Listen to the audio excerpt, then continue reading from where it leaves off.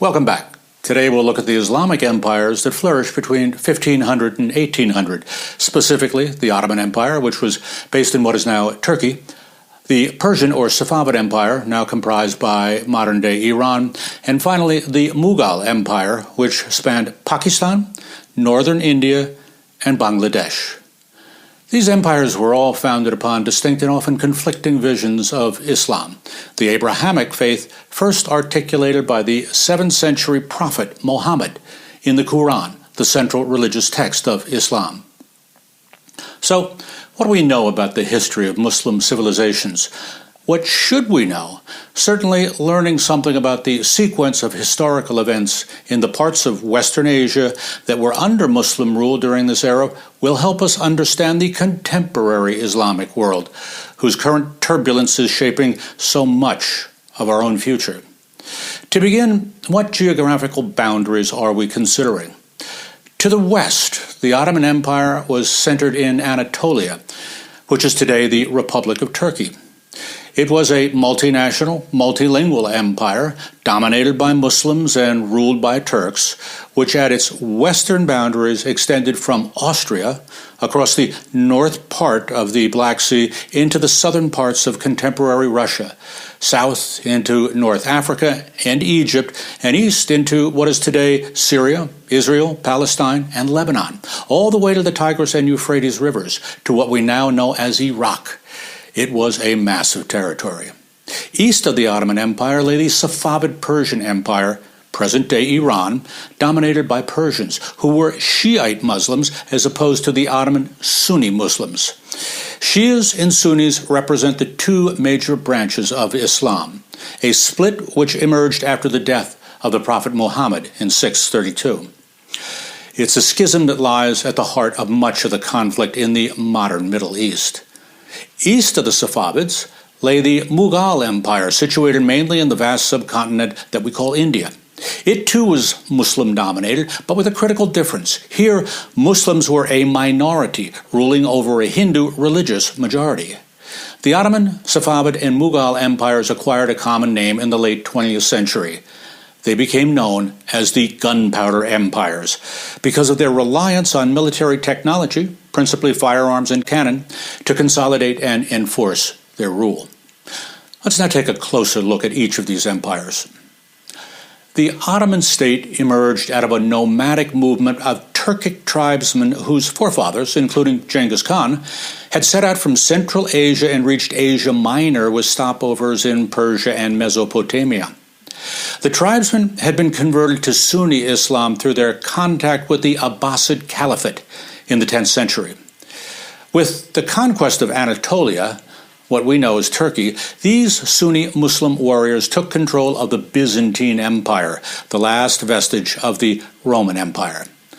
The Byzantine Empire was essentially a Greek Christian civilization that flourished for nearly a millennium, from its founding at ancient Byzantium in the year 330 to its conquest in 1453, when the Turks overran Constantinople, the city we now know as Istanbul, the most populous city in Turkey and its commercial and historic center.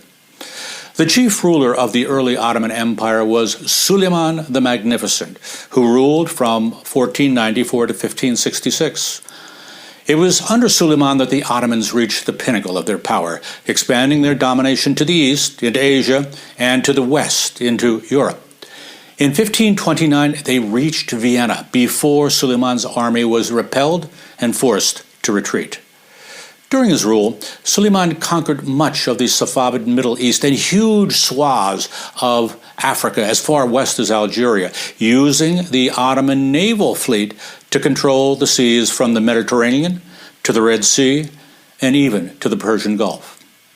In our study of the Ottomans, we'll be reading excerpts from the Turkish letters, correspondence written by the Austrian diplomat Giselin de Busbecq, who served as ambassador to the Ottoman Empire in Constantinople.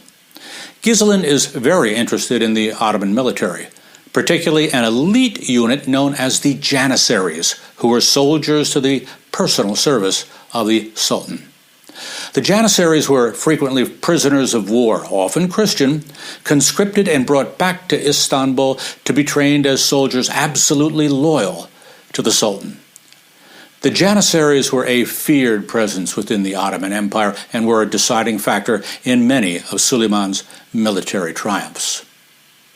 The Safavid or Persian Empire emerged in the early 16th century under a ruler known as the Shah, the Persian word for emperor.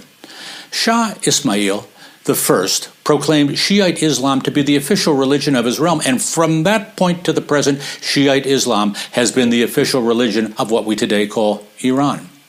The Shia Muslims believe that, following the death of Muhammad, there were 11 great teachers, or imams, to follow the prophet, and that the 12th, or hidden imam, will emerge at the time when Muhammad's prophecy will become complete.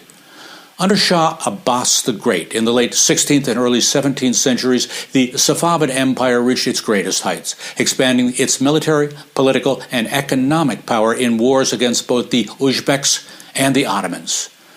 Finally, we come to the Mughals, who are of Central Asian Turkic origins. They invaded northern India in the early 16th century. The founder of the Mughal dynasty, Babur the Tiger, was a direct descendant of both Tamerlane and Genghis Khan, the legendary nomadic Mongol warlords. Babur conquered northern India, and his successors gradually expanded further south until the empire took up much of the Indian subcontinent. The great Akbar, Babur's grandson, was the most renowned ruler of Mughal India in the early stages. He created a centralized government and established a pattern of religious tolerance that attempted to draw the best from both Islam and Hinduism.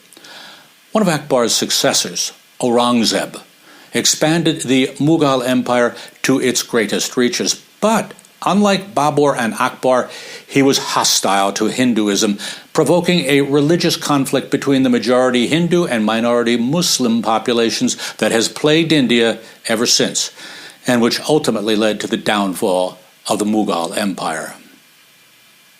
Although violent conflict was a hallmark of the Mughal emperors, they developed deep cultural sensibilities as well.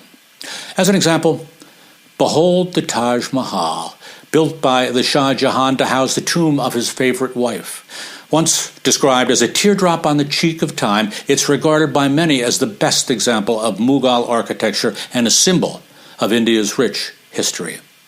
All three of these empires, the Ottoman, the Safavid, and the Mughal, were militant Islamic states predicated on two traditions: the Ghazi tradition of the Muslim warrior conquering the infidel, and the nomadic traditions of the Mongol Turks, whose migrations out of the Central Asian steppes formed the foundations of the Ottoman and Mughal empires.